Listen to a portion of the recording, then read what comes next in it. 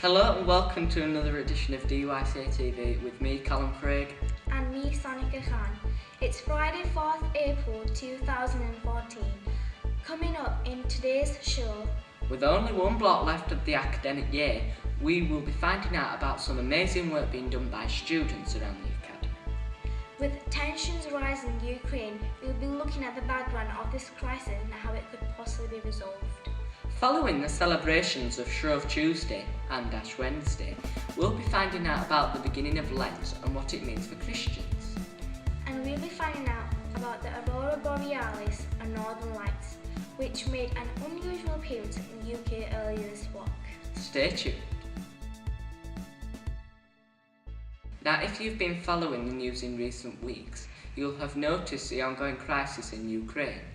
Ukraine is a country in Eastern Europe that borders Russia to the east and Poland, Hungary and Slovakia, Romania and Moldova to the west. We sent our reporter to find out more about what is being called the worst European crisis of the 21st century and what might be done to resolve it.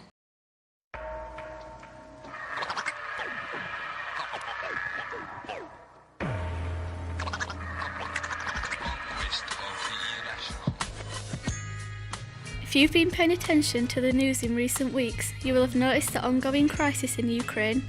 Ukraine is a country in Eastern Europe and is located between the Eastern European countries of Poland, Slovakia and Hungary to its west and Russia to the east. Ukraine is a country with a split identity. Many Ukrainians want to be part of Europe and the West, while others want it to be closer to Russia. Between the end of the Second World War and 1990, Ukraine was part of the USSR, which at that time was locked in a so-called Cold War with the West, with ideological differences and the threat of nuclear annihilation hanging over the entire world. Since becoming independent in 1990, the country has been pulled back and forth by leaders who either want to take Ukraine closer to the European Union and those who want closer ties with Russia. Many analysts have accused the Western Russia of trying to interfere with the politics of the country and influence the direction it goes in. Between 2010 and February this year, Ukraine was led by President Viktor Yanukovych, who wanted Ukraine to be closer to Russia than the EU. In February this year, his government was overthrown in a violent uprising in which 82 people were killed in the capital, Kiev. Yanukovych fled the country and led a pro-Western government was formed. There were widespread allegations that the new government included neo-Nazis and that Russian-speaking Ukrainians would be persecuted. In response to the takeover, Russia led by Vladimir Putin moved quickly to the region of Crimea, a peninsula to the south of the country which had historically been part of Russia. They helped organise a referendum on becoming part of the Russian Federation, and on 16th of March the population voted overwhelmingly to break away from Ukraine and join Russia. 2 days later, Russia officially claimed Crimea to the anger of the Western leaders. The West have since tried to punish Russia with economic sanctions that have been caught in a difficult situation, appearing to support a violent revolution on one hand but condemn a democratic referendum on the other. The crisis has seriously threatened the relationship between the West and Russia, and many have talked of this crisis sparking a new Cold War. But given that Europe imports a third of its energy from Russia, there may be little it can do to truly threaten Putin and his rising superpower. What happens from here is anybody's guess. Watch this space. This is Georgia reporting for Dycatv.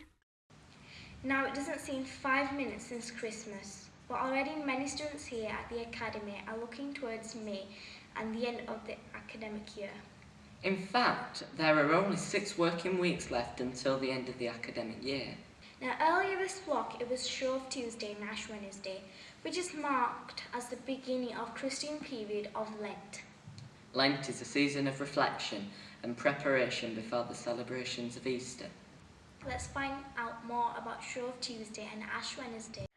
Shrove Tuesday marks the day before Christians begins the period of Lent. The day is used to cleanse the soul, and so Christians often use the day to feast, as it is the last day before they need to give things up for Lent. Shrove Tuesday gets its name from ritual of shriving. Shriving means that a person confesses their sins and receives forgiveness for them. A priest pronounces the forgiveness. To many other people in the UK, Shrove Tuesday is known by its most popular name, Pancake Day. But there is more to Pancake Day than pigging out. In fact, there is an important reason for doing so. During Lent, you might already know that Christians give things up for 40 days. Things they give up have historically been foods such as fats, eggs and dairy products.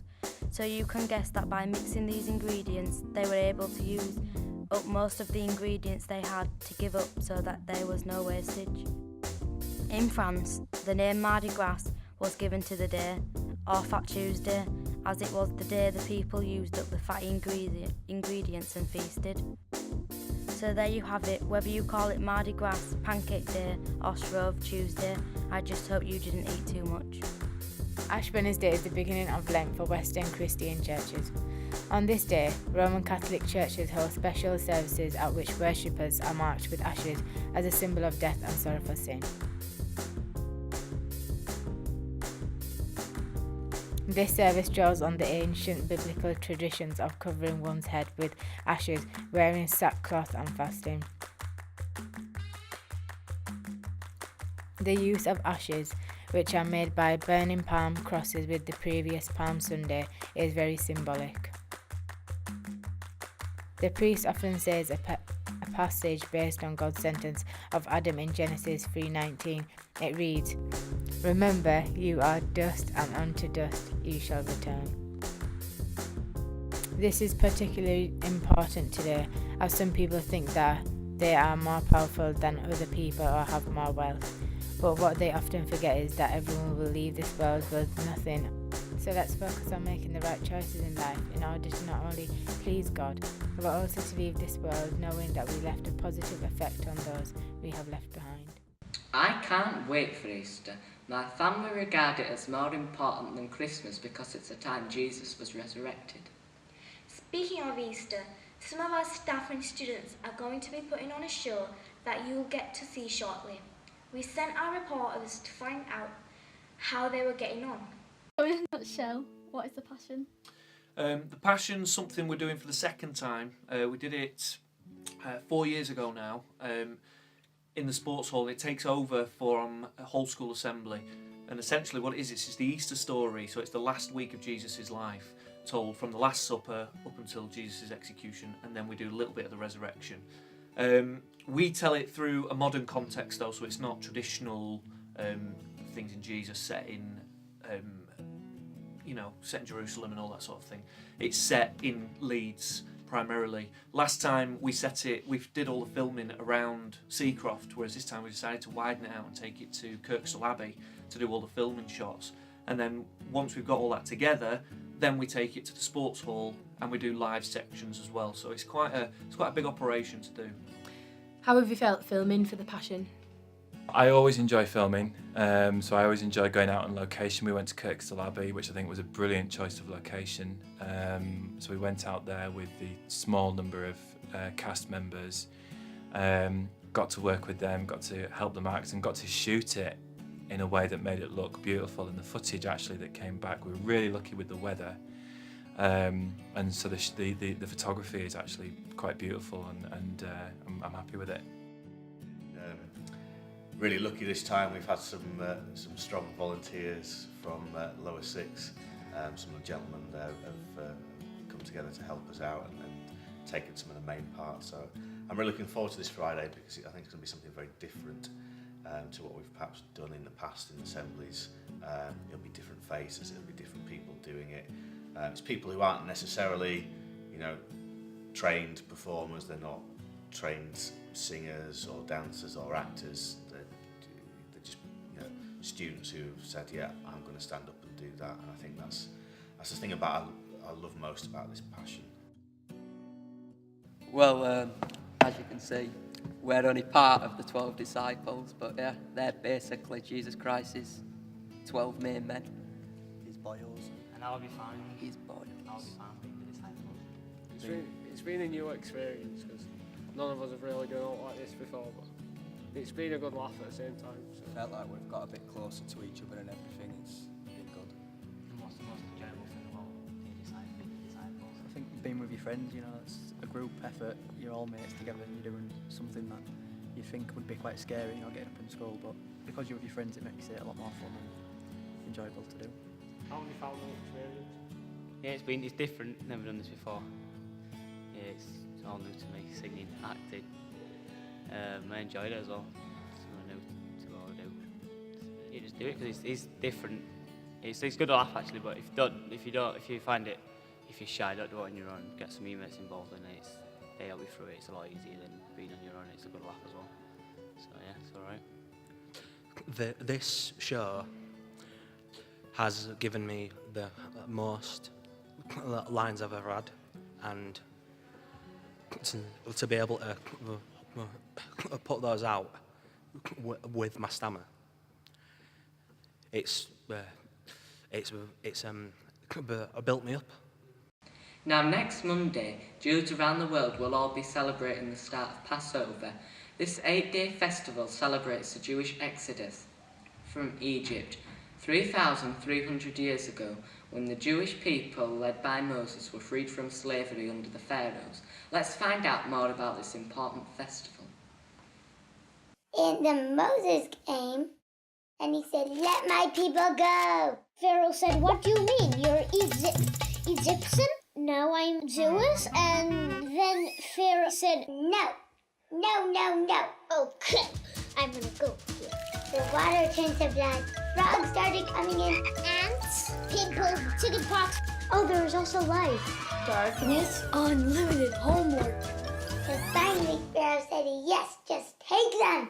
They were afraid that he would come back and be like, no.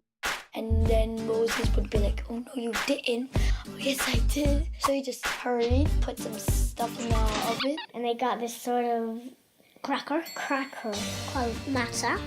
They went as fast as they could to the Red Sea. But then Pharaoh changed his mind, so his men started chasing them.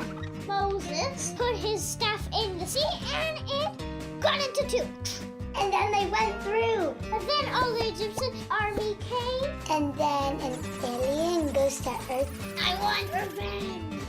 There was lots of fire. All the Jews were happy and they had lots of parties. And then they lived happily ever after.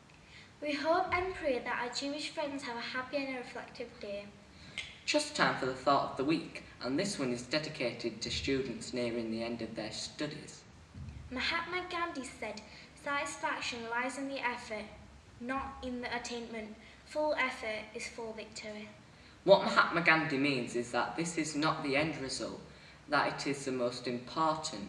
Rather, it is the amount of effort you have put in. That's quite true actually. It feels better to know that the effort has been put into whatever you are doing rather than just the end result.